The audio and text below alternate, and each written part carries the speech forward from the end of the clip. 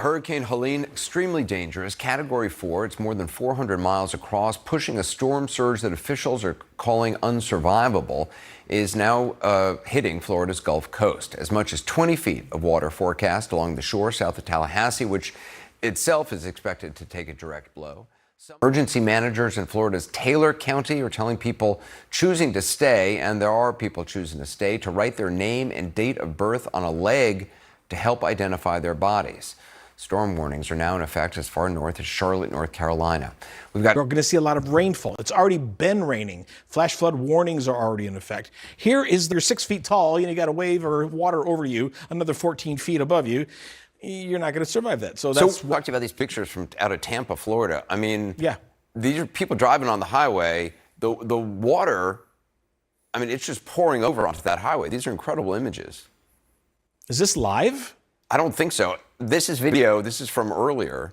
Well, this was still horrible to be doing something like this. They got caught where they thought they were going to get over this bridge or this causeway in time, and they did not. That is, well, not good for your life, and certainly not good for your car driving. Anyway, I'm sorry I interrupted. I mean, Helene's expected to break records in some areas, right?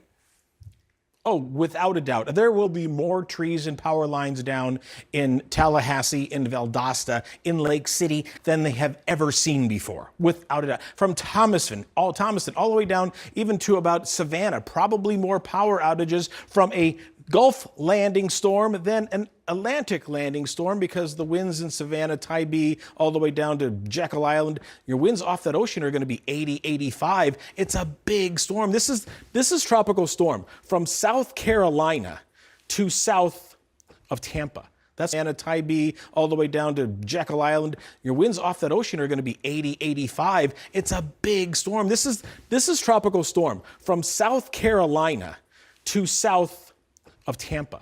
That's what we're seeing in about 2 or 3 hours as this storm continues to move to the north.